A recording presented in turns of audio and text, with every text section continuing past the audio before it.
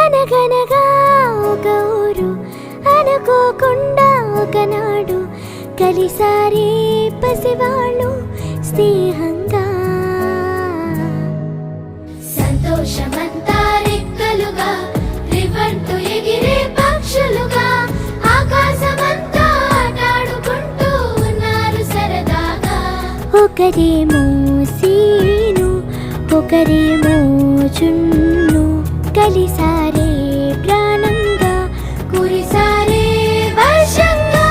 పాటేమో scene ఆటేమో చున్ను ఒకటై ఎదిగారే మధురంగా.